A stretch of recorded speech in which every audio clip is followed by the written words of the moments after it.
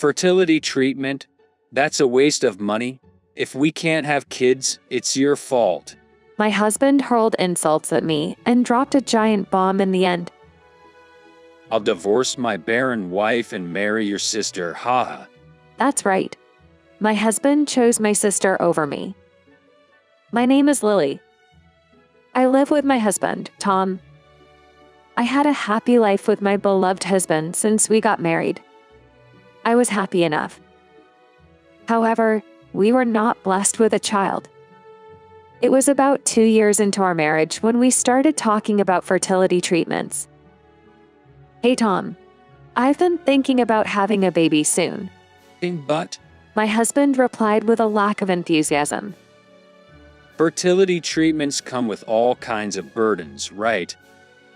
Physical, of course, and the financial costs as well. That's true. But if undergoing treatment means we can have a baby, I think it's okay to rely on medical help a little. Well, I guess that may be true. He didn't deny fertility treatment, but he wasn't proactive about it either. I had become a housewife after my husband's transfer. So I suppose financial worries were part of the issue. Tom, don't worry about the money. It's been half a year since we moved. I'm getting used to this place, and I'm thinking about looking for a job soon. Then we won't have to worry so much about money, right? If I could start earning income, we would have more money to spare. Then surely my husband would be more proactive about infertility treatment. But his reaction was not what I expected. Well, if you're going to work, that's definitely better, but But looking for a job just to earn money for fertility treatment? It's like putting the cart before the horse. Don't most people naturally get pregnant? that's not always the case. The female body isn't that simple. I often hear that when a couple can't have children, it's usually because of the woman. I responded by being a bit annoyed by my husband's words. It's often said that women are the cause, but men can also be infertile, you know?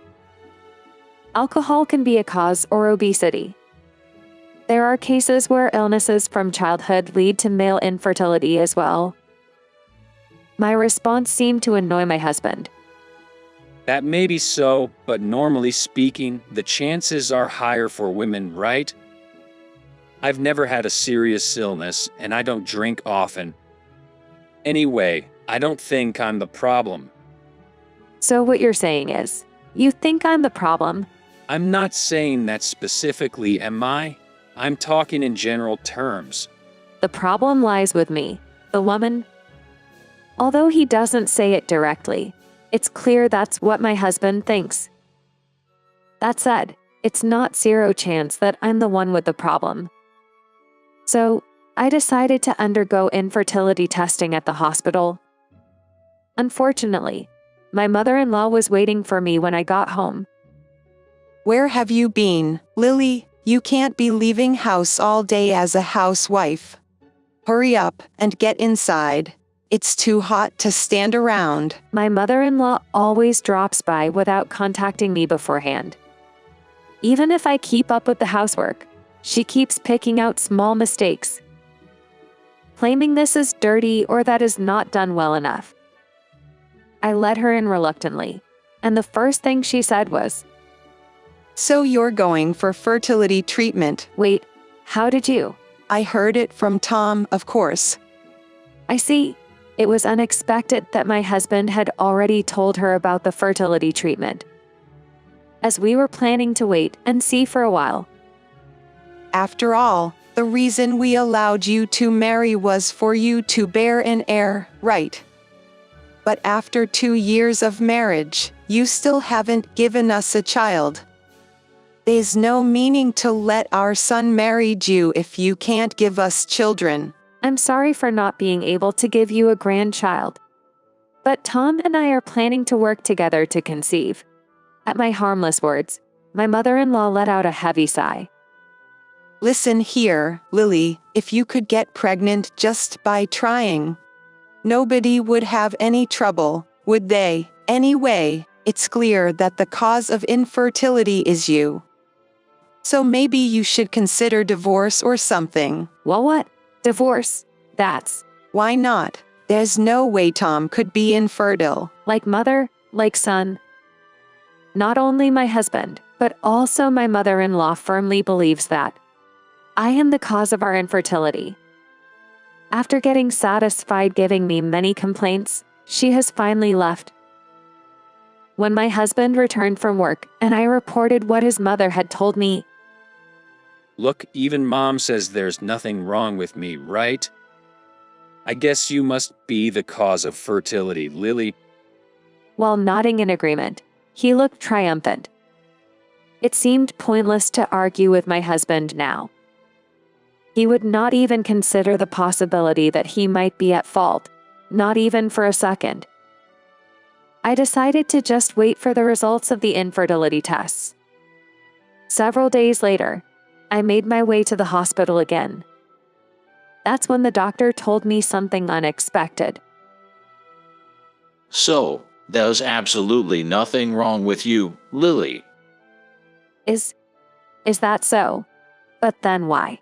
The doctor awkwardly began to speak. I would advise you to have a serious talk with your husband. If you're really hoping for a child, it might be best to ask him to take a test as well. A test for my husband, too. We can't definitively say that the issue lies with just one of you. However, pregnancy is a collaborative effort. Just to be safe, it would be best if your husband was also tested. I see. There was no issue with me. I was relieved to hear the doctor's words, but more than that, I had difficulties thinking about how I would explain this to my husband. There's no point in beating around the bush. The test results are out, so let's talk tonight. I sent a message to him and waited for him to come home. While I was preparing dinner, my husband came home. And for some reason, my mother-in-law was with him. Mother-in-law, why? I invited her. When I mentioned the test results were ready, she said she wanted to come along. My husband put on a fearless smile. It seemed he didn't think for a second that the problem could lie with him. Come on, Lily, tell us the results already. I already have a pretty good idea of what you're going to say, haha. Towards my mother-in-law smirking, I spoke clearly. There was no issue with me. The doctor said he wants Tom to get tested as well. What? Why me? At the unexpected turn of events, my husband clearly gets into a bad mood. What do you mean, why? Pregnancy is a joint effort between a husband and wife, right? Since there's no problem with me, I think it's time for you to get tested, Tom. What's that? Are you trying to say there's something wrong with me? That's not it. If we both get tested and there's nothing wrong, that's a relief. Even if there's a problem on your end, all we have to do is get the appropriate treatment. As I desperately try to calm my furious husband, my mother-in-law interjects again. Enough already. Tom has always been healthy and had no problems. There's no way he could be the cause of the infertility. My mother-in-law keeps insisting there's nothing wrong with my son, ignoring my explanations. In order to convince them, I showed them the medical report I received from the doctor. This is the report I received today. It clearly states there's nothing wrong with me, see? But both my husband and my mother-in-law simply skimmed it, not even bothering to read the report properly. My husband, who seemed unwilling to accept the truth, suddenly started to rant. Women are the ones who get pregnant, so obviously you're the one with the problem. Wait a minute. Didn't you see the medical report? This time, my mother-in-law shrugged and gave a look of disbelief. You probably create a false report by yourself, didn't you? You are doing too much. just because you don't want a divorce. You're a really scary woman, Lily. What? Why would I do such a thing? Stop saying such ridiculous things. Ignoring my protests, my mother-in-law and husband continue their conversation. Right, Tom, maybe a younger woman would be better. Well, at this point, I guess it's fine. This is a good timing. Bah, that thing. Yes, I suppose. After all, they say to make haste when doing good. That thing. What are these people talking about? A few minutes later, my husband blurted out an unbelievable truth. Actually, I got your sister pregnant. What? We just found out about her pregnancy recently. If I were infertile, there's no way your sister could be pregnant, right? You got my sister pregnant. In utter confusion, my head was barely functioning. Ignoring my state, my husband continued. So, I'm thinking to marry your sister, Emily. Mom is also saying she wants to see a grandchild soon. My mind goes blank and almost collapsing. My husband, having an affair with my sister. And he got her pregnant and is planning to marry her. Wait, hold on. Emily is still a university student, right? And she had a boyfriend too. Well, yeah, but she fell in love with me. When did you? We've been seeing each other for a while now. My husband, sharing this terrible truth without even feeling guilty. While I was seeking advice for our infertility, he was sleeping with my sister behind my back. Abandoned by my husband, betrayed by my own sister. I had no idea about this happening for a while when I was discussing our infertility with my husband.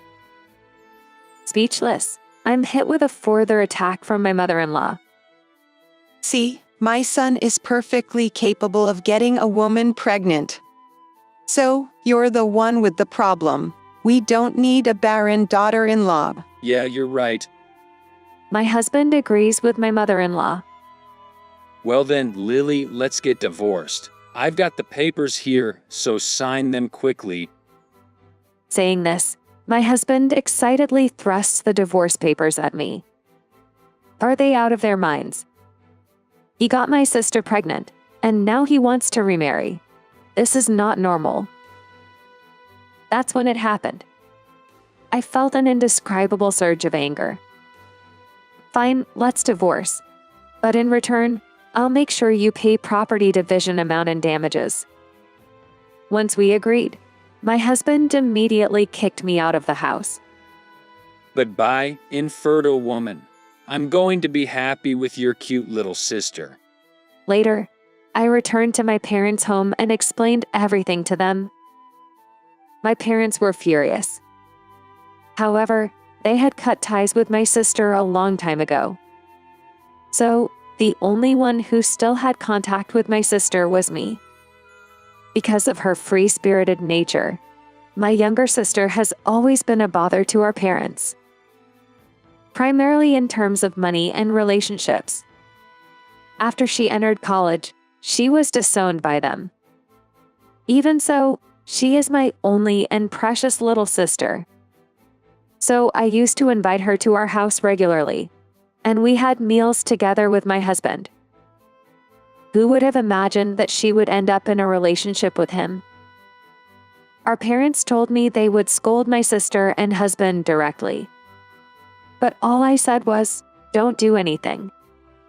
Because I knew that their remarriage wouldn't work. A few years later, I married a man I met at my new workplace, Mike, and gave birth to a girl. While the three of us were having a good time together, I heard a voice suddenly calling out to me, "Hey, is that you, Lily?" "Oh, Tom?"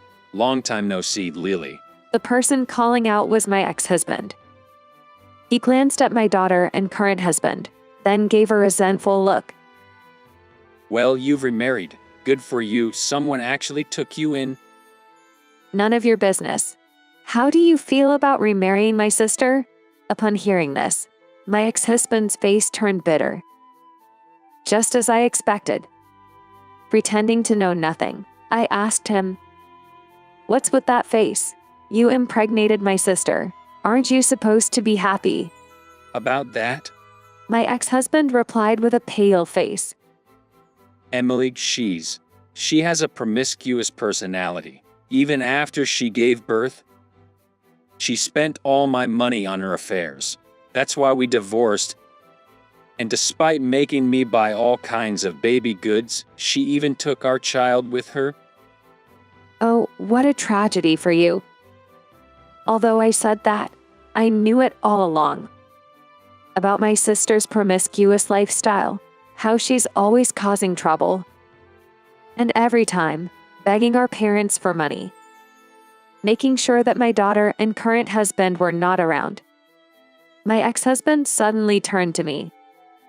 Hey Lily, can we get back together again? What? What on earth are you talking about? As you can see, I've remarried. But that's just your stepchild, right? You don't have to take care of someone else's child. I don't want kids either. Let's just live freely together from now on. Apparently, he misunderstood that my daughter is my current husband's child from a previous relationship. He still doesn't doubt that I was infertile. To this misguided man, I confidently told the truth. What are you talking about? She's my real daughter. Huh? I can't forget his expression at that moment. Because he looked 5 times as stupid as usual. But weren't you infertile? My ex-husband was shaking, asking. I explained it to him patiently. Sorry to disappoint you, but I got pregnant immediately after I remarried with my current husband. More importantly, whose child was it that my sister was pregnant with, I wonder? I looked at my ex-husband with a mischievous smile. His face turned pale. Hey, what do you mean by that?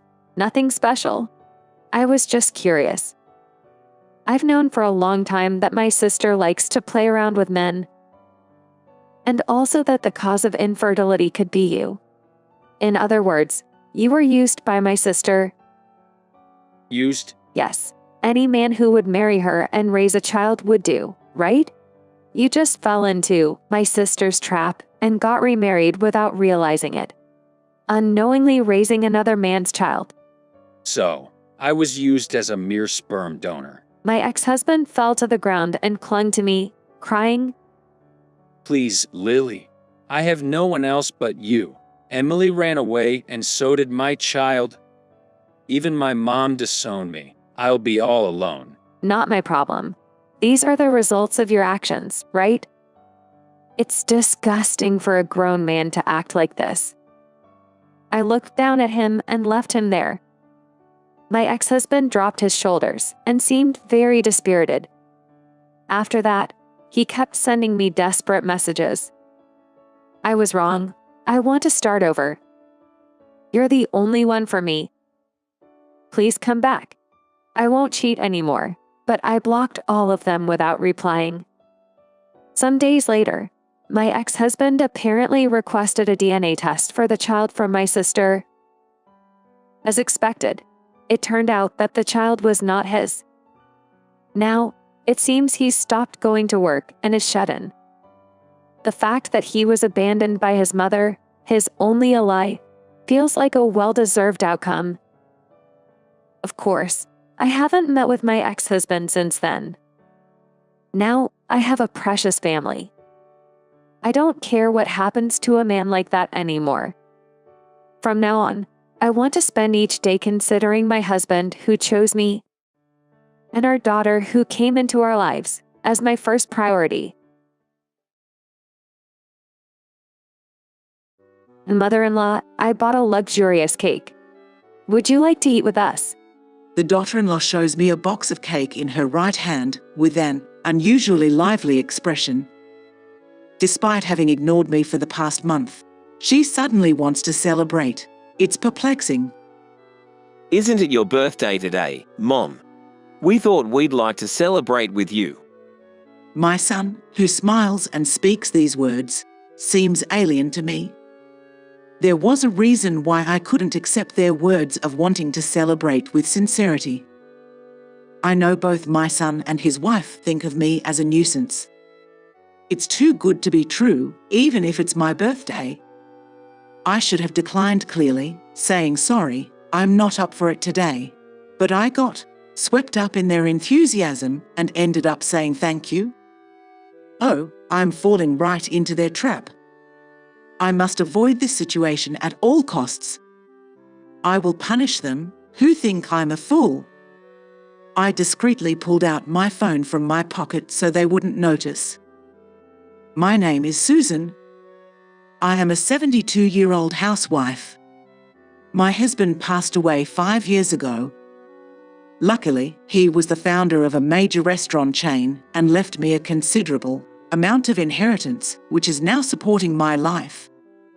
However, I know that money can quickly run out if wasted, so I use it wisely. Thank you, dear. It's my daily routine to give thanks to my husband's altar every morning. There's no doubt that the reason I can still live normally after my beloved husband's death is thanks to the wealth he left behind. For a year after my husband passed away, it was too much for me both physically and emotionally, and I couldn't even eat properly.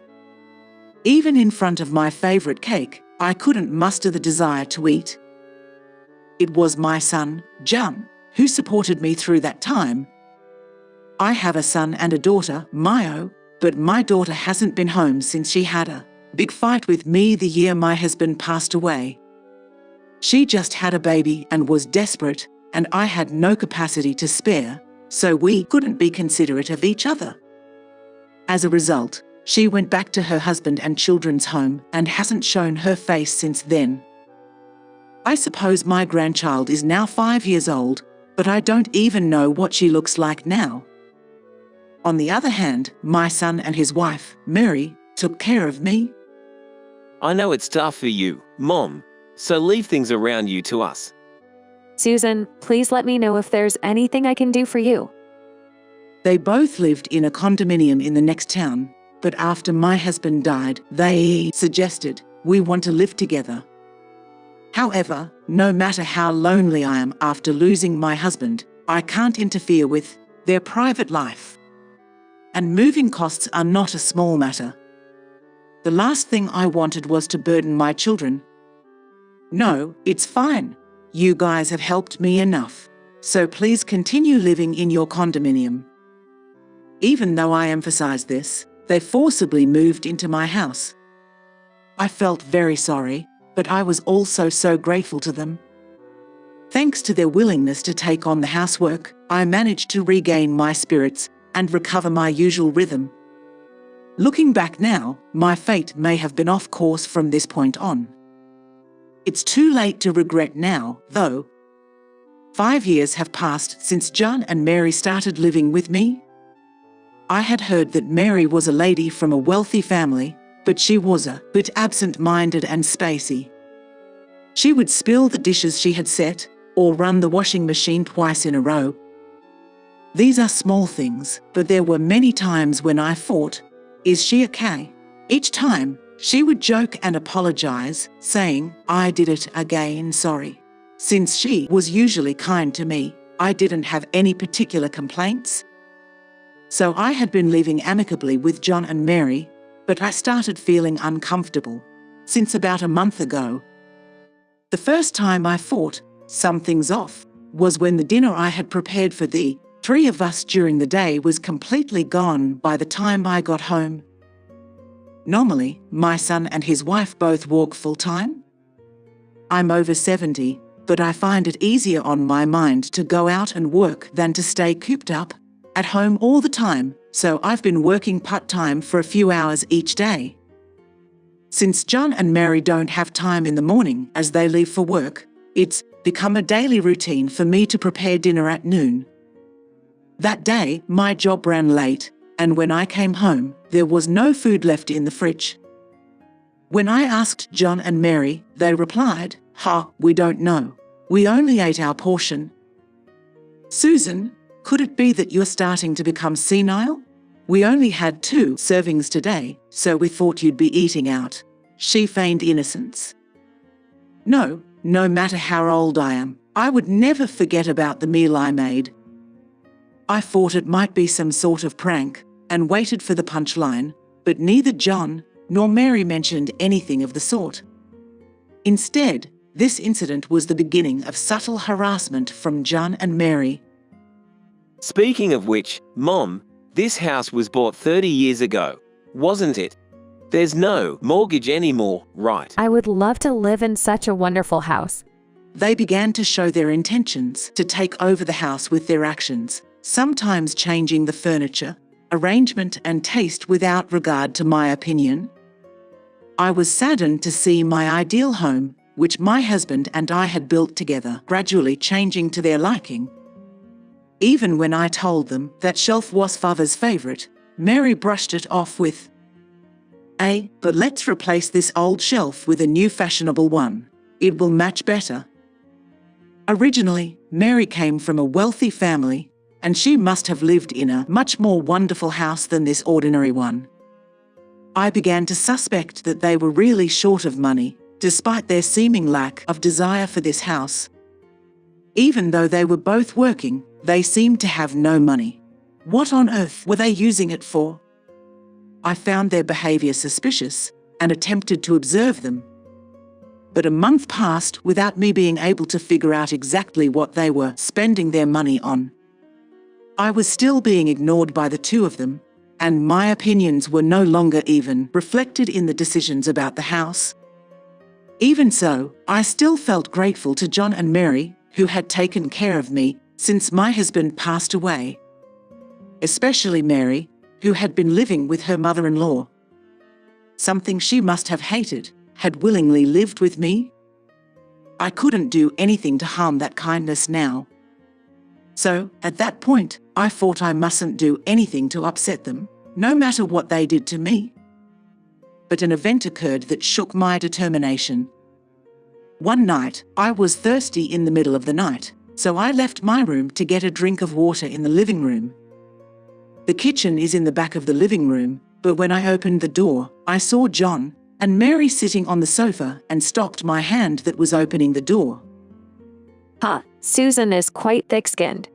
Despite all this harassment, she still doesn't notice. Is she clueless? Hey, it's only been a month or so, right? If she gives up this easily, our plan will be ruined. I know. It was tens of millions, wasn't it? Or maybe more.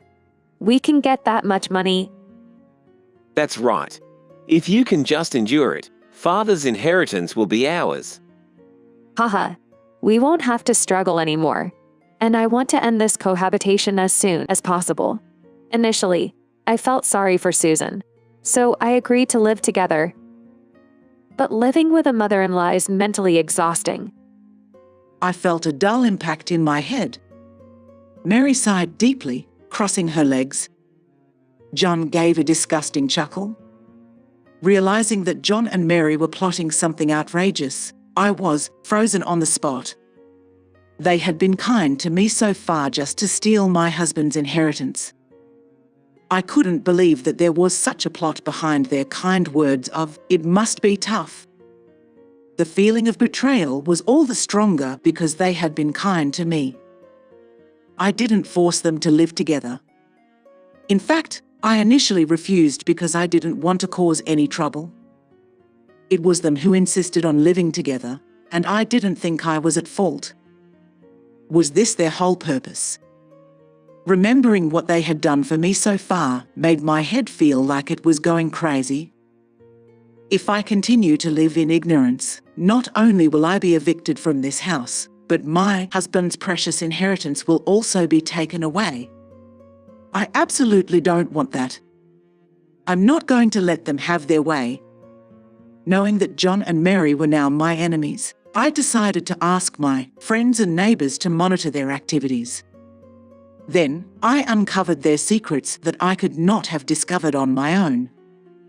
My son, it turned out, frequented a casino to and from work, squandering away money. As for my daughter-in-law, it seemed she wasn't even going to work at all. For some reason, she was pretending to go to work every day and seemed to be shopping for expensive accessories and clothing at department stores. I had never seen the items she bought at home, so she must have been hiding them somewhere I didn't know. According to an acquaintance who saw Mary buying all kinds of high-end brand products, she's like a possessed beast. She's definitely a shopping addict. In other words, it seemed that the act of purchasing itself was the goal, not a desire to wear brand items. This also meant no matter how much she bought, she would never be satisfied. No wonder they were running out of money. I shivered to learn they had such extravagant habits. Since discovering John and Mary's secrets, I had not been able to live peacefully. As I was mentally pushed to the edge, wondering how to escape their mistreatment, I received a call on my seldom-rung smartphone. The call was from an unknown mobile number. While wondering who it could be, I pressed the call button and put my smartphone to my ear. Hello. Hello, Mom? Hearing the familiar voice from the other end of the phone, I inadvertently let out a surprised, "Huh, Mayo, is that you, Mayo?" Yeah. Long time no see. Surprisingly, the caller was my daughter, Mayo, with whom I had fallen out and lost contact 5 years ago. What's gotten into you all of a sudden? You haven't contacted me at all until now? Well, you're the same, aren't you? Please, no nagging. It's been a while since we've spoken. Indeed, what my daughter said was true. Back then, both Mayo and I were overwhelmed, and a small fight escalated beyond control. But now 5 years had passed, and I was gradually getting over the sadness of losing my husband. According to Mayo, her child had turned 5 and she was finally calming down. She said she remembered me at that moment and decided to reach out. Feeling desperate due to John and Mary's actions, I couldn't help but be overwhelmed by hearing my daughter's voice after such a long time. I sniffled, trying not to let Mayo hear it, but it seems it was audible. She got worried and asked, "What's the matter?" For a moment, I hesitated whether to tell her about my son and his wife. If I told her, it might cause unnecessary worry for Mayo, who was busy with childcare. But when Mayo kindly insisted, "I'm fine, so if something happened, tell me," I confessed everything about John and Mary trying to kick me out of the house and aiming for my husband's inheritance. That happened. I'm sorry for bringing this up. It has nothing to do with you. No, it does have something to do with me. I'm sorry for leaving you alone all this time. From now on, I'll be on your side, Mom. At my daughter's kind voice, I burst into tears this time. Mayo's voice, trying to soothe me over the phone, felt like a heavenly salvation. A few days have passed since then, and my 72nd birthday came around. I've been in touch with Mayo ever since. Seeing my grown-up grandchild's picture and being moved to tears was just yesterday.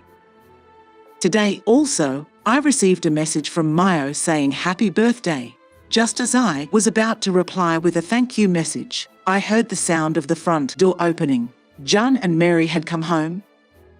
Susan, we bought a fancy cake. Would you like to join us? Mary, with a more vibrant expression than usual, brought a box of cake she was holding in her right hand closer to me. For the past month, she had been ignoring me, and suddenly celebrating feels baffling. It's your birthday today, isn't it, Mom? We wanted to celebrate it together. Seeing John smiling and saying this makes him seem like a creature I don't understand. The two of them, who are always short of money, wouldn't splurge on a fancy cake just because it's my birthday. This must be a trap. They are plotting to execute a strategy to entrap me. Thank you. Despite not trusting them at all, words of gratitude automatically spill from my mouth. I can't go on like this, playing into the hands of my son and his wife. I must avoid this situation. I will punish them for thinking I'm a fool. I quietly pulled out my phone from my pocket without them noticing. I promptly sent a message to Mayo saying, "Help me." Mayo quickly replied with understood, "Wait for me." I trust her, so I put my phone back in my pocket. "Shall we have dinner before the cake?" Wanting to buy as much time as possible, I proposed this to them. That's a good point. We should eat properly. Agree. I assumed they also didn't want to act suspiciously. As usual, I heated the meal I had prepared and set it on the table. While eating dinner, I anxiously waited for Mayo to come.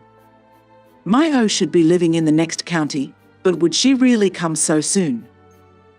However, as we were finishing dinner, the doorbell rang. Mom, big brother, long time no see. John and Mary seemed surprised to see Mayo, who popped up from the entrance. Me, Mayo, why are you here? I came to celebrate Mom's birthday. It seems she was planning to come and celebrate my birthday anyway, and she was already nearby. However, John probably thinks that Mayo and I are still on bad terms, so he is confused by her sudden visit. What? By the way, I have something to talk to you and Mary, big brother. John and Mary looked at each other. I could see them silently asking, what should we do? Not here, let's go upstairs. Mom, please wait. Oh, okay. I wonder what my daughter is planning to talk to them about. I trust her, but since we haven't met for 5 years, I feel a bit uneasy about whether I can trust her completely. After a while, I received a message from my daughter, who was upstairs. They are lacing a part of the cake with something. The bits with strawberries and grapes are drugged. I'm pretending to cooperate with them. Once I lied that I still held a grudge against Mom, they were easily fooled. I knew it. Mayo was on my side. She was clever, and she exposed the John plan. Thank you, Mayo. Drugs, how scary. I'll find a way to swap out the cakes. After about 15 minutes, Mayo, John, and Mary came downstairs. Well, I didn't expect Mayo to come. It was a good idea to buy a whole cake. Let's eat it soon, everyone. Mary smiles, impatient to start eating. Oh, I'll get everything ready. Everyone, please sit down. No, I'll help too. It would have been best to swap the drug cake at this point, but John wasn't so careless as to let Mayo take care of the preparations. But you will know soon. You're the ones who will be taken aback. Mayo and John brought the cut cake from the kitchen. My cake has strawberries and grapes, while everyone else's has just strawberries. Let's eat. Mary, overly excited and at maximum tension, bites into the cake. Delicious. Susan, please eat too. Mary urges me to eat the cake. At that moment, Mayo exclaimed, What's up? I forgot to tell you both something earlier. I can't let this ruin the plan. With a sense of urgency, she said, never mind, just follow me, and forcibly pulled the sons into the hallway. We were just at a good part. From the other side of the hallway, I could hear John's annoyed voice. This is a great opportunity Mayo has given me. I remove only the grapes from the cake on my plate and swap it with John's cake. Then I put the grapes back on the switched cake on my plate. It looks just like it did before. No one will know that I've swapped the plates. As I was swapping the plates, the three of them returned to the living room. Mayo must have told them something to tide over the situation. What's with everyone? Think about the person who's been kept waiting in front of such a delicious-looking cake. Sorry. Please, Susan, enjoy. Was she too excited about what was about to happen, or was Mary unable to contain her overflowing joy? I ate a piece of the cake in front of the three of them. Wow, this is really delicious. It's so good it makes my tongue melt. I smoothly ate the second and third bites of the cake. As the amount of cake decreased, I could see John and Mary's faces gradually turning pale at the sight of me acting as if nothing was wrong. "What's wrong? Aren't you eating?" Oh, With an expression of not knowing what was happening, John ate the cake on his plate. He took a rather big bite, and I couldn't help but worry if he was okay eating that much at once. And at that moment, there was a loud noise, and my son toppled over backwards with his chair. The loud noise startled me and Mayo, and we both jumped. Looking closely, I could see John foaming at the mouth with his eyes rolled back. It must have been a sleeping pill, but I think there was quite a lot in there. Mayo, too, must not have expected that there would be so much sleeping medication in it, as she said, "Oh my." Hey, get up, get up. In a voice that was drastically different from her previous tone, Mary shook John with irritation. Looking at Mayo, she even raised a piercing voice, saying, "Damn it." "Well, serves you right." Trusting Mayo, who suddenly appeared and not doing your job at a crucial moment? How naive can you be? Now it's our turn. We will expose your true nature. Gosh, if you don't wake up, our plan is ruined. We are going to steal the passbook with the inheritance from your father-in-law while Susan is asleep.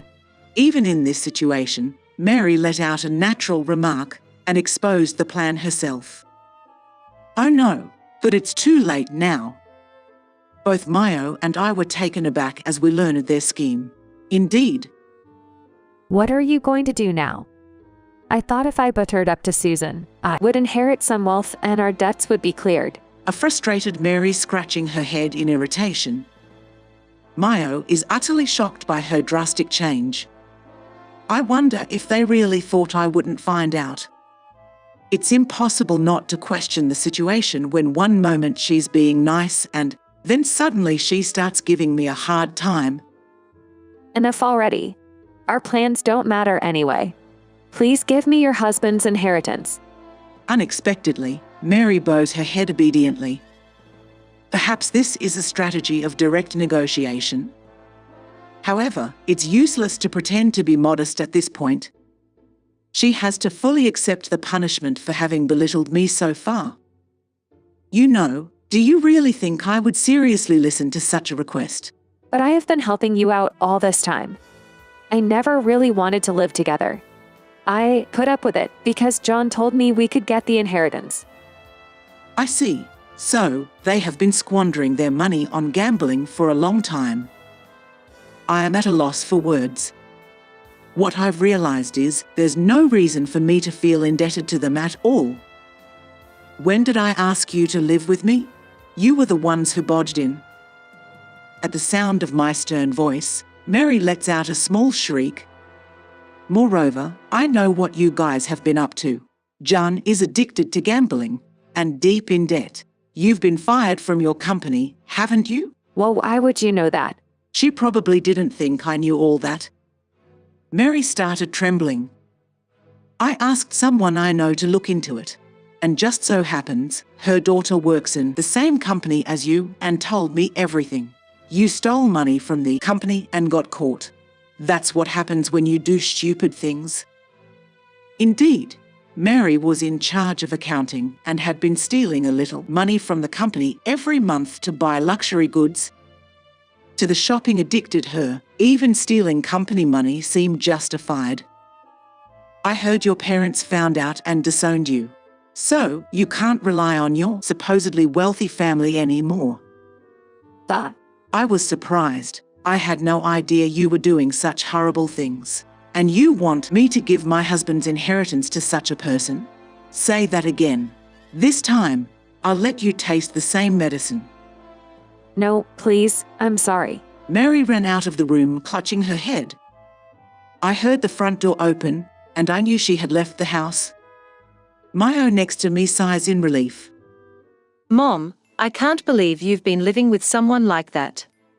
I'm sorry for not doing anything until now. No, I should apologize for not being able to take care of you when you were struggling with parenting. I thought she was an unfilial daughter when she didn't come home after a minor argument 5 years ago. But she has been caring about me. She's far better than my son, who's now lying face down after tipping over his chair. I'm moved when I think of how she came to help me today. It's thanks to her that I was able to protect my husband's inheritance. Actually, I brought Linda too. She's close by. You'll meet her later. Linda is my granddaughter, who was born 5 years ago. It's been 5 years since then. She must be a talkative child by now, since she's already 5 years old. I'm looking forward to it. After that, John and Mary left my house and returned to their condominium in the next town. However, I heard they were unable to pay their rent due to their debts, and had no choice but to leave the condominium. Of course, Mary wouldn't be able to return to her family, so I have no idea where they are or what they're doing now. I thought John was my precious son, but I feel relieved to have cut ties with him since he threatened my lifestyle. Instead, my daughter and granddaughter often come to visit now. Granny, I have something for you. What is it? Oh, you've made a flower out of paper. Yeah, I made it at kindergarten. It's for respect for the aged day. Thank you. I'll cherish it. I have one for Grandpa too. With that, Linda adorned her grandfather's picture with her paper flower. She has grown into a lively, wonderful child, and seeing her is now my greatest joy. I'm so grateful to Mayo, who saved me from John and Mary's wickedness that day, and gave me the precious gift of a grandchild. My name is Megan, and I'm 56 years old. I'm a housewife, and sometimes I help my daughter's clothing company out. My husband, Ryan, is 58 and also runs a company. Our daughter is named Anna, and she's 25. She's been a daddy's girl since she was a baby, and under my husband's influence, she's been running her clothing company with a friend since her university years. My husband and my daughter are so close that they can talk about work for hours on end, to the point where I can't join in to their conversation. Our daughter married a man named Steven, who is 3 years older than her, 2 years ago. When they decided to get married after dating for a year, I told them to think it over. But Steven was so eager to marry her that she eventually accepted his proposal. The reason why our daughter agreed to marry him seems to be because she was moved by Steven's willingness to be married into our family. I know Anna values her parents. I want to reassure you that our marriage isn't too soon by becoming your son-in-law who married into this family. And we can live together so you can see your grandchildren anytime. He would say so, which deeply touched and made our daughter happy. Seeing how happy she was to get married, we decided to give them our blessing. But soon enough, we found out that this was a mistake. We discussed with our daughter and her husband and decided to renovate the second floor of our house into a residence for 2 households. Although some may say that we were spoiling my daughter and her husband, we paid for the renovation fee. Since our daughter was our only child, we thought she would get married and move out, but we probably got carried away by the idea of living together. 2 years after our daughter's marriage, I noticed that she seemed less lively and was losing weight. "Anna, you don't seem well, and it looks like you've lost some weight," I said, peering into her face. "Really? It's nothing. Maybe it's because I'm on a diet," she said, which reminded me of how she complained about gaining weight right after the wedding, and I was convinced with what she had said. "You're not fat.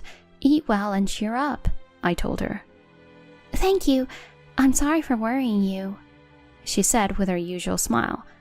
As I watched her head off to work, waving goodbye, she turned around and waved back several times, which made me feel relieved.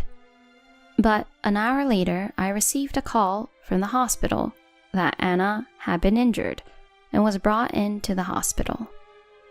I called my husband to tell him that Anna had been injured and was at the hospital. Since his office is close to the hospital, he said he'd be there right away, and I rushed over as well. When I arrived at the hospital, Anna was already in surgery.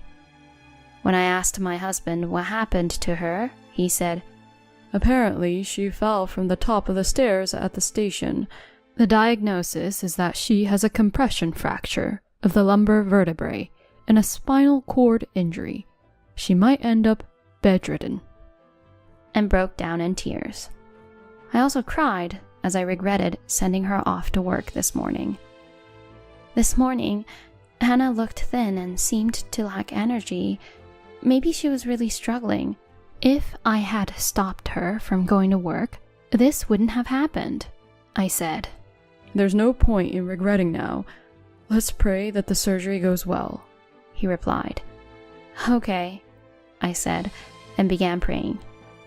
Then my husband said, I'll call Stephen, and headed outside the hospital.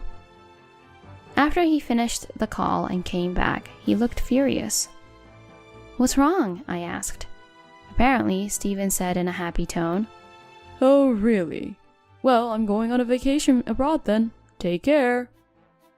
To Stephen's response, my husband said, Hey, Anna might be bedridden due to a severe spinal cord injury, you know. But despite this, Stephen laughed off the severity of the situation and said, Well, my being here won't change anything, will it? Before hanging up the phone. Anna's business partner and her best friend, Amy, rushed to the scene. Amy, too, looked furious. It seems that Amy received a phone call from Stephen. Stephen apparently said, Anna can't go to work because she's in surgery for a spinal cord injury. Oh, and she might not be able to go to work at all after that. She might become bedridden. And I'm going on a trip abroad, so let me know how Anna's doing. When Amy got angry and said, Aren't you her husband? What do you mean? You're going on a trip abroad. Why have you been laughing all this time? Stephen reportedly replied, It's my first time abroad in a while, so of course, I'm happy. And then he said, Do you think Anna will get better if I go to the hospital? Her mother is there, so she'll be fine. And then apparently hung up the call. Amy was grateful to have learned about Anna being hospitalized and her situation, but she was angry about Stephen's nonchalant attitude toward Anna. Then Amy shared even more shocking news that sunk us further into despair. Ryan and Megan, please, calm down and listen. Actually, Stephen might be dating our part-time worker. He might be going on that trip abroad with her. That girl has taken a week off starting today. When I asked, Is Stephen cheating on Anna? It seems that Anna had been consulting with Amy about this for a while. The part-time worker seemed to have fallen in love with Stephen when he came to pick up Anna from work. She pursued him, succeeded, and bragged to the other part-time workers about it. One of the part-time workers informed Anna, and it seems that's when she started to worry about it. Perhaps that's why she fell down the stairs, because she was distressed about it. I felt that I couldn't forgive Stephen. As I cried and said, I will never forgive him, my husband, trying to calm me down, asked, What are you planning to do? Are you going to fight him without any evidence? Amy quietly said, There might be evidence. Anna had hired a private investigator. Amy, who had gone with Anna to the private investigator, handed me a business card from her card case. I put the card in my wallet, sat down on the sofa in front of the operating room again, and prayed for Anna's safety. And when the light for the surgery in progress lamp turned off, the sound of us three holding our breath echoed. A few minutes later, we were led to the consultation room by a nurse. The surgeon explained the details of the operation and what to expect in the future. He said Hannah's operation went well because it was performed early and the injury was mild.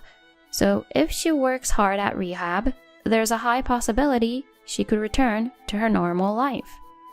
However, there's also a chance that she might still have some numbness in her hands and feet.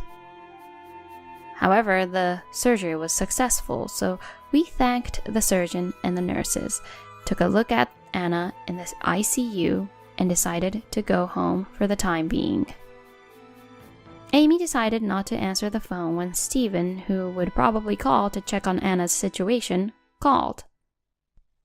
The next day, when we went to the hospital, Anna had woken up in the ICU. She couldn't speak, but she looked at us and started crying. I vowed to Anna in my heart, I will take my revenge on that man to the very end.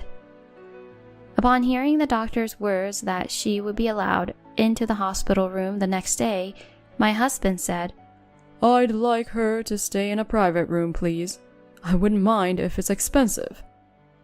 It seemed that his worries and pity for Anna had exploded, and he was willing to spare no expense.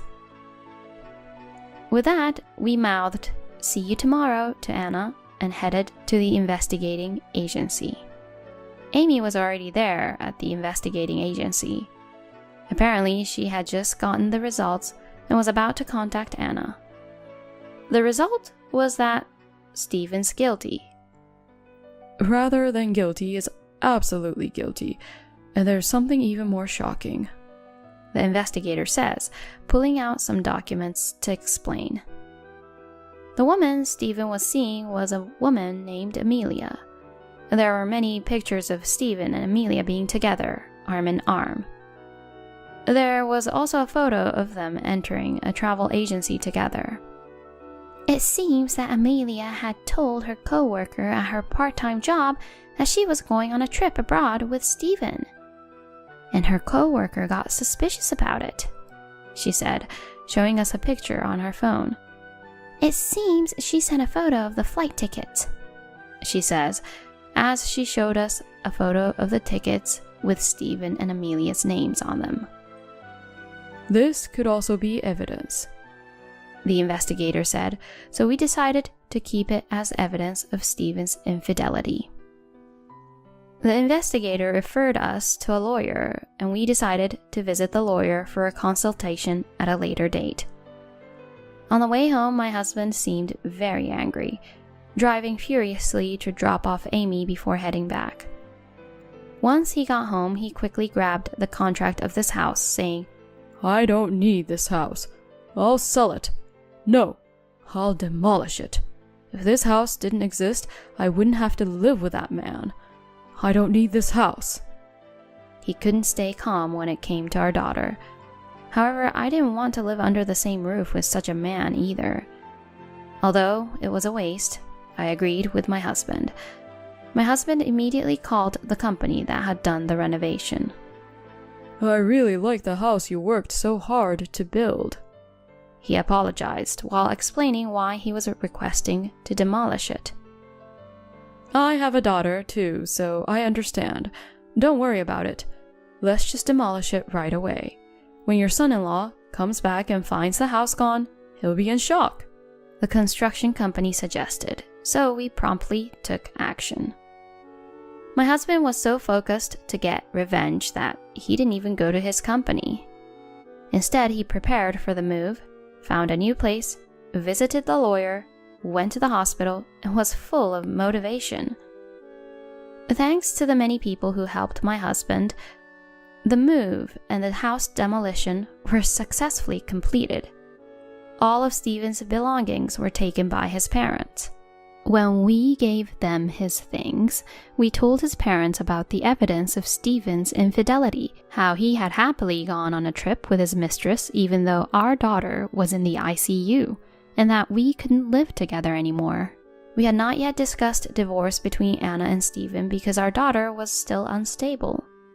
Stephen's parents apologized profusely and begged us for Anna and Stephen to not get a divorce, but when my husband asked them, Could you say the same thing if it was Stephen's sister in my daughter's place? They got quiet and couldn't say anything to argue back. Both the news of Anna's accident and Stephen's infidelity were new to Stephen's parents, and they seemed deeply shocked. After loading the luggage into the car, Stephen's parents bowed their heads and said, Please, we beg you, for them to not get a divorce. We will tell our son to change his heart. Since we didn't respond much to them, in the end, they dropped their shoulders and left in what seemed like they gave up. Before returning to our new home, we went to our daughter's hospital room. Although she was frail, our daughter had started to be able to speak. Determined, I started the conversation while showing the materials from the private investigation agency. "Why did you stay silent knowing about Stephen's infidelity?" I asked, to which she replied, "I thought I needed to gather the evidence before confronting him with divorce in mind. Stephen is the kind of person who would immediately dodge and run. If you found out about him cheating, you would confront Stephen, wouldn't you? But then I thought I wouldn't be able to obtain any evidence." It seemed that she had made up her mind to divorce. If you asked me not to confront him, I would have endured. It hurts to think that you were worrying about this all by yourself. My husband says this with a look on his face that he's about to cry, holding Anna's hand. Then he told her about how he demolished the house and proceeded to move, met with Stephen's parents, explained the situation, and have them pick up his belongings. "Maybe my father-in-law is getting anxious because he thinks your company will stop doing business with them. Dad, Mom, I'm sorry, even though you had our home renovated for me. I can't forgive him for choosing his mistress over me in my situation. I want to divorce him." All right, we'll tell the lawyer exactly that. Dad and Mom are both supportive of your decision to get a divorce. Our next house will be a high-rise condo. Your room is going to be spacious too. He said this while patting our daughter's head. She finally managed to smile through her tears. When the hospital staff found out we were visiting, a doctor came and explained her condition and the future outlook to us. The fact that the surgery was done quickly means she should be able to return to her normal life after rehab. The doctor warned us that there's a chance she might experience some numbness in her hand, but said it's unlikely. "Thank you so much, sir. That's a relief, isn't it, Anna? Since you have nothing to be worried anymore, there's no need for you to be lost in thought while you're walking anymore." "I didn't fall down the stairs because I was lost in thought. Someone pushed me." We were shocked by her revelation.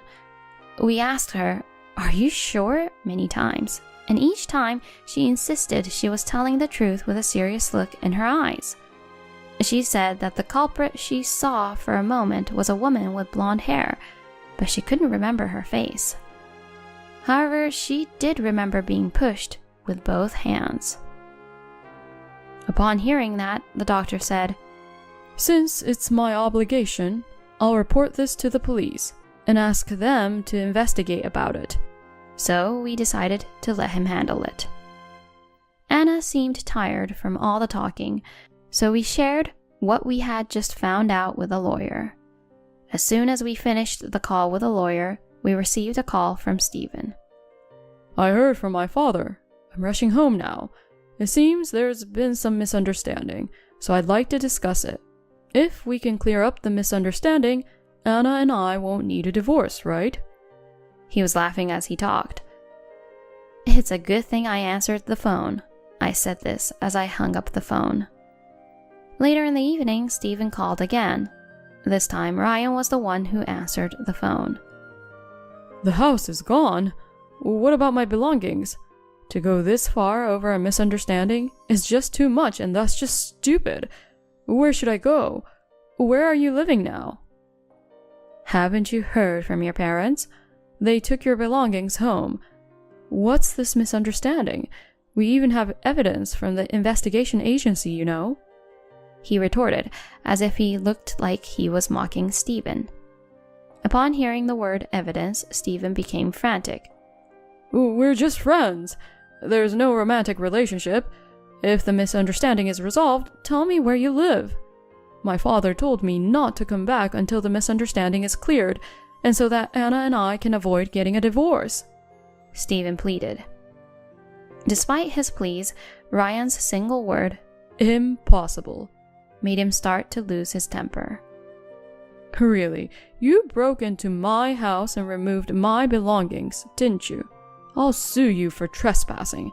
If you don't want that, tell me your address.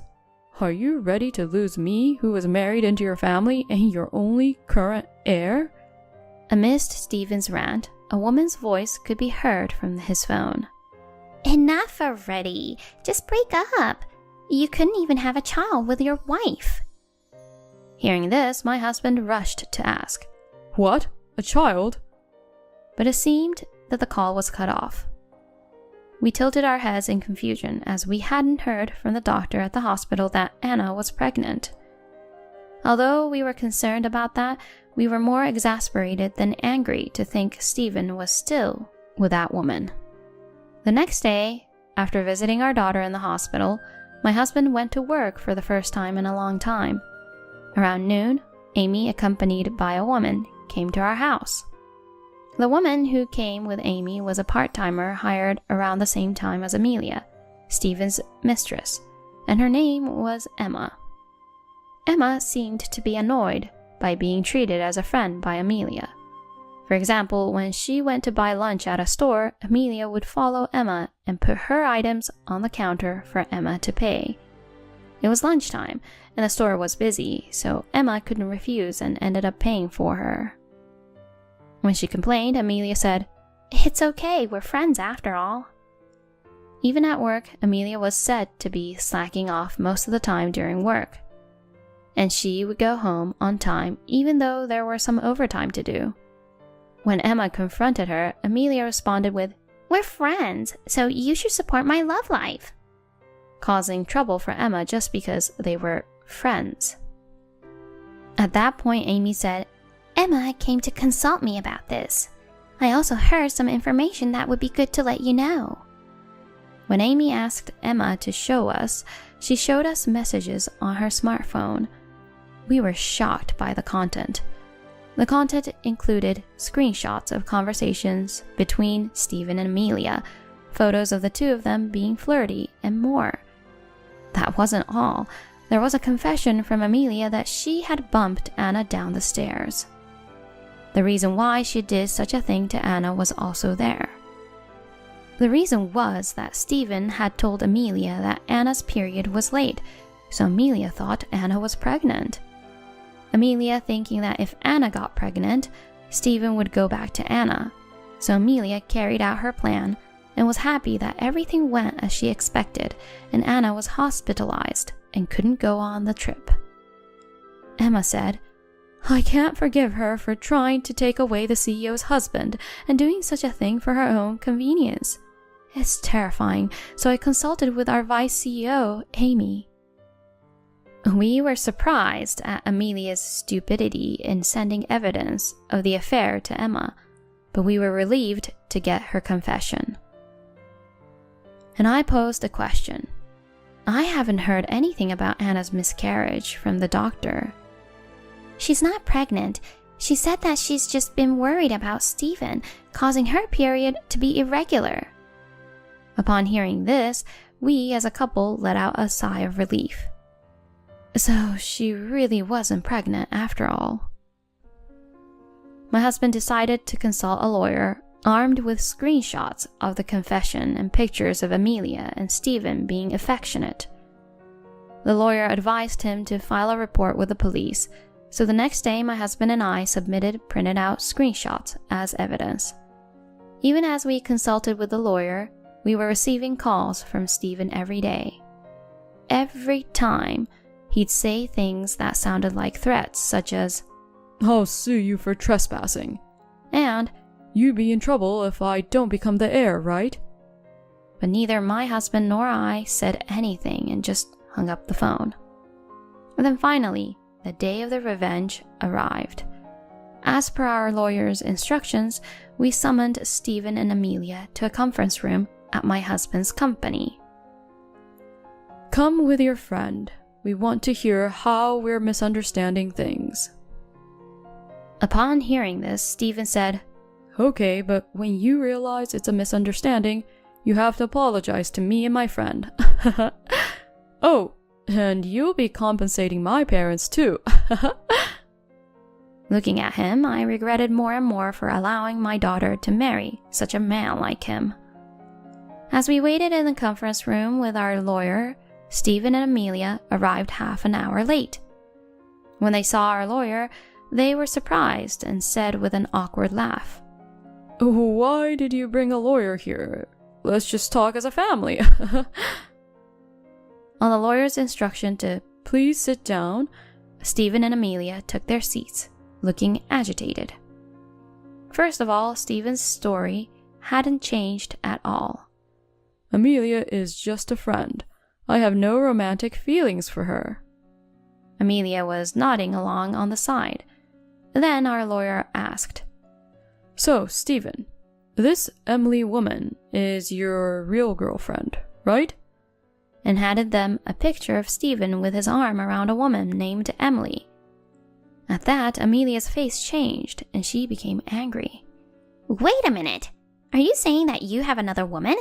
What's your relationship with this woman? Weren't you going to marry me once you took over the company? Amelia shouted at Stephen. Stephen tried to calm her down, saying, I don't know this woman. You're just a friend, right? Calm down. But Amelia's rage didn't subside. You told me that your wife was pregnant, so I had to get my hands dirty. And all of it was for our future. Stephen could only repeat, Calm down, please, calm down. Our lawyer then said, Emily has already admitted her relationship with Stephen. She has returned to her family home and has cut off contacts with Stephen. Upon hearing this, Stephen asked, She went home? And realizing his mistake, covered his mouth and his face turned pale. Our lawyer then turned to Amelia and said, We have enough evidence of your relationship with Stephen, as well as evidence of the crime you just confessed to having committed against Anna. Amelia, becoming frantic, stood up and said, I admit to the affair, but Stephen talked me into doing the stair thing because his wife was getting suspicious and we couldn't go on vacation, and because his wife was pregnant. I apologize. I'll pay compensation. I'll break up with Stephen. Just don't tell the police. Amelia burst into tears. Stephen then shouted at Amelia, I never told you to do anything like that. You've ruined everything. It's over between us. You deserve to be arrested. Our lawyer then told Stephen, We will be filing for divorce between you and Anna and requesting compensation to you. If you disagree, we'll see you in court. Stephen was so persistent that he wouldn't divorce Anna, but when he heard the word court, he quieted down. And so, under the direction of our lawyer, he signed the divorce papers. He feared that if it became a police matter, it would affect his position at his own company, and he was afraid of it becoming public knowledge. He was made to sign a document agreeing to pay $56,000, and the meeting was adjourned. The amount was high, but considering that Anna, being the CEO, wouldn't be able to work for a while, it felt like a bargain. Afterwards, Amelia was eventually arrested, and the compensation was promptly paid in full by selling her parents' house and land. As they say, you can't keep people's mouths shut. Unwanted rumors of infidelity and assault related to Stephen spread in his workplace, reaching to his bosses, and it seemed his prospects for promotion were cut off. The company where Stephen's father worked lost its business with my husband's company, and it seems Stephen's father's company went bankrupt. Stephen's father disowned him, so Stephen, who had no one to help him, quit his job and raised the compensation money with his severance pay and money borrowed from a consumer finance company. Afterward, there were rumors where some people saw Stephen collecting aluminum cans while riding his bicycle. My daughter Anna was able to return to work a year later after enduring the rigorous rehabilitation. I don't need a boyfriend for a while.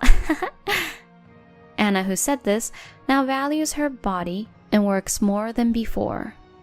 Emma, who had helped us, seems to have been invited by Anna and Amy to work as a regular employee. As for my husband, he's working hard with the slogan, "Active for Life," so he won't lose to our daughter's company. After all, the revenge drama was pretty pricey. I'm also going to do my best to help out at my daughter's company.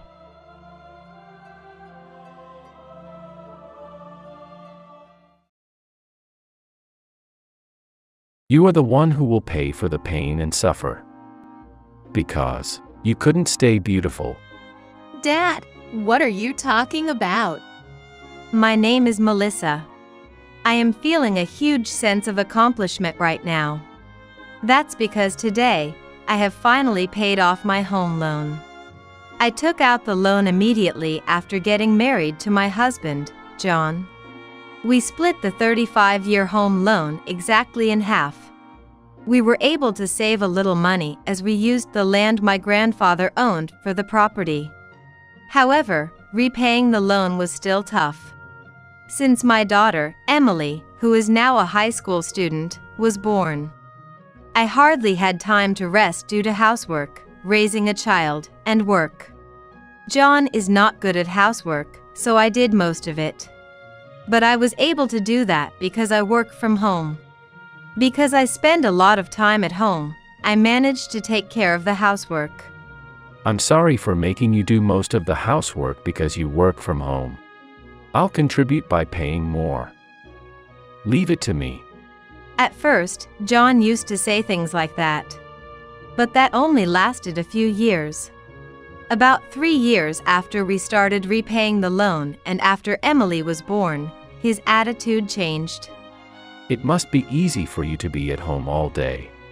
Even if you woken up by Emily's night cry, you're just napping during the day, right? Since you're home, you should be able to do the housework easily. John was looking down on my work from home in his mind. He seemed to think of it as easy money-making at home. Even work-from-home jobs have deadlines. Moreover, earning enough to repay the loan while doing housework. And raising a child is not easy at all. But John didn't understand that. Honestly, there were many times when I wanted to leave John. In fact, I once brought up the idea of divorce to him. But at that time, John cried, apologized, and refused. Emily was also there. I didn't want the divorce to adversely affect Emily's future job opportunities or marriage. So I endured not getting divorced, and I have been trying my best ever since. Then, would you mind signing these divorce papers for me? For some reason, the moment I paid off my half of the home loan, John asked for a divorce. On that day, all 3 of us were celebrating finishing the loan payments at a fancy restaurant. I dressed up than usual to enjoy a delicious meal. And there, in such a place, John pulled out divorce papers. There had been no signs of this until then. Mom, congratulations on paying off the mortgage. Thank you. Now we need to start saving for retirement. We can't splurge. Of course not. We need to save for things like you're wanting to go study abroad in the future. Thanks. I'll help with saving too. Just let me know if there's anything I can do. Emily and I were having such a conversation. Even though we had been saving money until now, without the loan, we can pace up our savings. So, we were talking positively about how to use our money in the future. Emily had grown into a high school student, and it was deeply moving to be able to have such conversations. I can't see you as a woman anymore. It's just, you desperately working puts me off. I can't deal with you anymore. I'm going to marry a younger woman now, so I need you to move out. John suddenly blurted this out. Emily and I were dumbfounded, but John just kept talking. Her name is Ava. Ah, want to see a picture? Isn't she cute? She's nothing like you, Melissa. Even when I see her work, she's having fun and there's room to spare. She's having a fulfilling life. It's completely different from you. Wait a minute. I was working hard to pay the home loans. Do you know how hard it is to pay off half the loan with a home-based job? And the reason I was busy was because of housework, right? Because you don't do anything. But, isn't housework a woman's job? I'm not good at housework anyway. I wasn't good at housework either. But I worked hard for the family. We just completed our loan payments. This is supposed to be our new start, right? Why would you say something like that now? When we bought the house, I brought up divorce, but you refused. You said, we have Emily, so don't divorce me. I think differently than I did then. John responded with an irritated look. Despite being in a beautiful restaurant, the atmosphere around us was simply the worst. Can't do anything about it, right? Young women are more attractive. You having money is enticing, but youth always wins. That's a terrible thing to say. Dad, that's awful. You're being disrespectful to Mom. Apologize. Emily, you might not understand yet. But, Melissa should understand, right? Women are just like appliances. The new ones perform better, and everyone wants the new ones, right? Comparing me to an appliance. That's just too disrespectful. Well, I no longer have any feelings for you, so don't you think it's only natural that something disrespectful comes out of me? And about not getting a divorce for Emily's sake. Yeah, I might have said something like that at that time. But that was just an excuse. John spouted such unbelievable things. But before I could say anything, he kept on talking about his beliefs. Back then, I thought bringing up Emily's name would stop you from divorcing me. But, the truth is, I wasn't thinking about Emily at all. I just refused to divorce so that I could keep someone who does household chores for me. How could you say such things in front of Emily? You're her parent, that's not how you should be. Doesn't matter if I'm a parent or not. I always put myself first. Sacrificing yourself for a child is self-fulfillment. Don't drag me into that. John's words were unbelievable. Sure, he's always been selfish, but I thought he still fulfilled his responsibilities as a parent. I never thought he would say such a thing in front of Emily. Well, listen. I do feel bad for ditching a woman your age. So, I'll give you all of our assets. Dad, what are you saying? You just told her to leave. That's why I'm saying I'll give her the money. But in return, I'm taking the house. Consider it division of property. The division of property. Why should Mom pay that? Shouldn't you be the one paying the division of property, since you've been fooling around with a younger woman? That's not how it is, Emily. Your mom has her faults too. Let's see. The reason for the division of property could be the crime of not being able to stay attractive. Oh, and let's add, the crime of prioritizing her daughter over her husband. John said so, drinking his alcohol and laughing uproariously. Emily was angry at John's attitude. But for some reason, I felt calm. Calm, or maybe I just couldn't understand what was happening, and my mind just stopped functioning. It just didn't make any sense. John seemed like an alien to me. He just said, "I'll give you all the money." But since we prioritized repaying the loan, there wasn't much cash left. Yet, he would give me that, and he gets the house? And the reason for the division of property is because I couldn't stay attractive and prioritized Emily? That seriously does not make any sense. I was desperately trying to figure out what to say to this alien like John. It is probably practical to involve lawyers and each other's parents. I was about to voice this thought when something unexpected happened. Before I could say anything, Emily had already opened her mouth. By the way, Dad, is that young woman you've been seeing from about 5 stops away from us? It's Ava, isn't it? A bit older than me. You met her about 3 months ago, right? What? What do you mean? Why would you know something like that? Ignoring the surprised parents, Emily continued while looking at her smartphone. Well, I heard a friend's dad was recently caught up in the same kind of trouble. A woman approached him out of the blue and said, "Look at me, not your wife." But that dad consulted his wife right away. So they figured out the woman's intentions and were able to ward her off. Unlike my dad, he was wise, wasn't he? Emily, what do you mean? How dare you talk to me like that? What's the big deal? I'm just stating the facts. And apparently, that friend's family had its own troubles. Their marriage got a bit tense. But what's important is what comes next. This Ava person seems like she targets all men who have girlfriends or wives. What do you mean? Emily, what are you talking about? What are you going to say about Ava? I won't forgive whoever speaks ill of her, not even you. Despite John's scary face, Emily looked composed. She then showed us some photos on her smartphone. Look at this.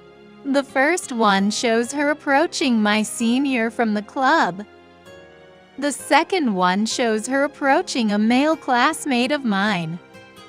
Both of them have girlfriends, and she told them, "Look at me, not your girlfriend."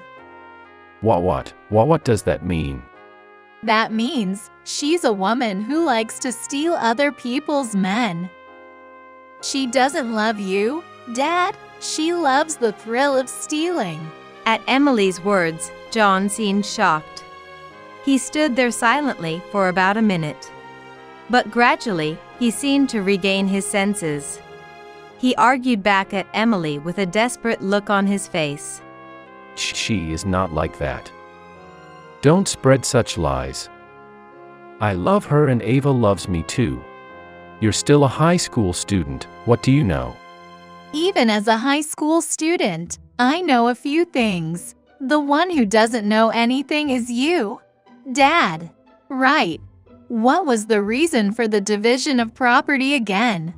A crime of prioritizing a daughter and not staying attractive. What's that? Were you a comedian? It's not funny at all. What? How dare you talk to your father like that? Dad, you're very disrespectful to Mom. Asking for alimony for such a weird reason. Isn't the property under Mom's name? Even the loan, Mom has been paying more in the name of supporting living expenses.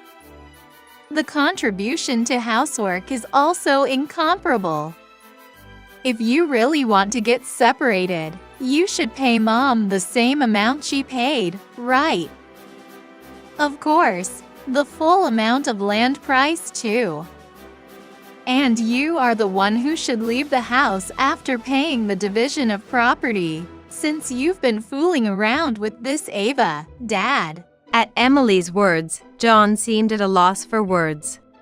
Perhaps John might be aware somewhere in his mind that he's at a disadvantage. But he seemed unwilling to ever admit that. He fiercely argues against Emily.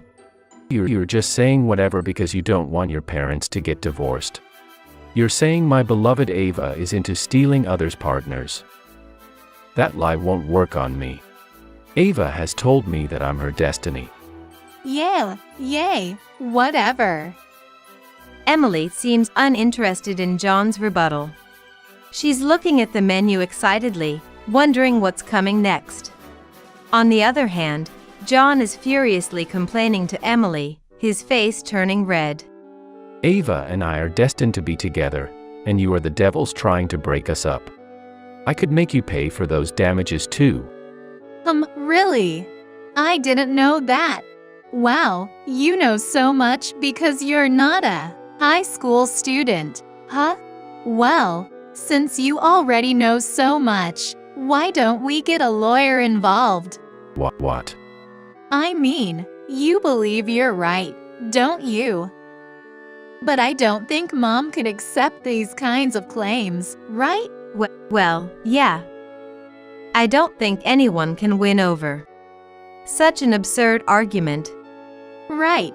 Besides, you can't really stay married to a man that makes such weird claims, right? I guess so. I'm really done with it all. I was shocked at first, but watching you talk with Emily made me calm down. Great. Then let's fill out the divorce papers now. We can sign it when we get home, okay? And submit it tomorrow. Then, let's hire a lawyer later to discuss the property division. All right, decision made. Now it's time for dessert. I'm looking forward to it. I was taken aback by John's baffling statements, but his words gave me courage. No matter what kind of woman this Ava is, I can't love John anymore. And he can't live with us after this incident. So there's only one thing to do. Okay, I'm signing it. I signed the divorce papers that John brought. Then, the three of us silently ate our dessert and left the restaurant. The next day, the three of us went to City Hall to submit the divorce papers. This meant we were divorced, and John and I began to live separately in serviced apartments. Of course, I am living with Emily. After a while, we each hired lawyers and started discussing asset division. That being said, there's no lawyer who would admit to John's claim of I couldn't stay beautiful and prioritized our daughter. John's fault was acknowledged. It seems that John, who wouldn't listen to anything Emily or I said, is weak against lawyers. Eventually, he honestly admitted his faults. In the end, John gave up his share of the assets, and our divorce was finalized. Also, I gained ownership of the house, including John's share. Apparently, this was due to John's long-standing neglect of his household duties. In any case, it was the best possible outcome for Emily and me. Oh, I don't need money. I have Ava. You guys can cling to that 35-year-old house. I'm starting a new life. John kept up his bravado until the end. However, unfortunately, John wasn't able to start his new life after all. It seems that young woman was just as Emily described. It was Ava's hobby to attract men who already have girlfriends or wives. So, as soon as John and I got divorced, Ava said, "I'm not interested in you anymore," and broke up with him. Of course, this was completely unexpected for John. Having lost his assets and his true love, a distraught John quickly asked me to get back together. Melissa, I'm sorry. Forgive me. After all, you are the only one for me.